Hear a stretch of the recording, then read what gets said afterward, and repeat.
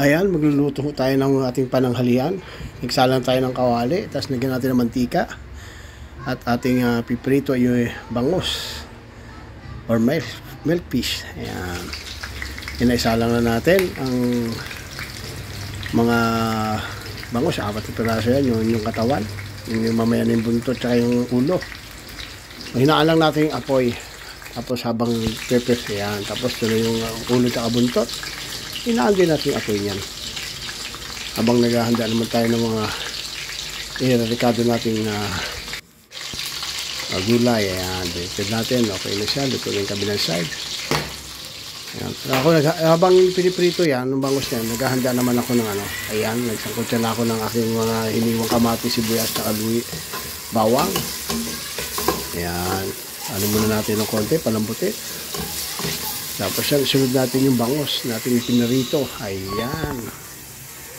Ating ihulog sa ating kaserola habang sasangkutyan natin sa gilid yan. Kaya nakapito na kasi yan. Kaya konting sangkutyan na lang yan. Tapos lagyan na natin kagad ng sabaw.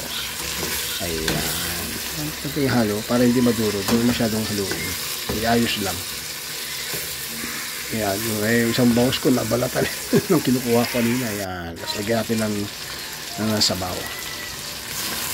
Sasabawan natin. Ayan. Tapos ayan, ilagay natin yung gabi. Ayan, ilagay na yung gabi dyan. Tsaka yung sunod natin dyan is yung sitaw. Ayan, kasi sa matitigas yan eh. Ayan yung sitaw. Ayan.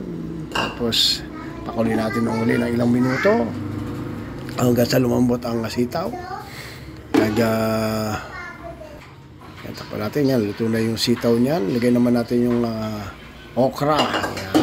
Yung pakulo lang din yan, malambot lang naman ang okra, hindi naman kailangan matagal na lutuin ang okra. Ayan, pag naluto na yung okra, lagyan natin ng paminta. Ayan, pampalasa, tsaka asin. Ayan, lagyan natin ng asin. Ayan, tansyahan lang muna, tapos tikman natin, dandahan para hindi mabigla ang alat. Ayan, kung matabang, patika natin matabang. Ayan, lagyan naman natin yung kangkong. Ayan. Ang kangkong naman ay ano lang yan, saglit lang yan. Pag kulo niyan, sakay natin ilagay yung ano, yan, kumulo na siya, lagyan natin yung pampaasin natin, nor sinigang sa gabi, ayan, nor, ayan, nor, baka naman, ayan. Lagay natin yung nor, sinigang sa gabi, ayan. Tapos konting, ano lang sa ibabaw, para hindi madurog yung ating isda. Ayan, tapos pakuluin natin uli, pagkulo niyan, ayun na, pwede na. Ayan. Ayan, tikman natin kung okay na yung lasa at saka yung alat. Yung sakto-sakto na at pwede na tayo mananghalian.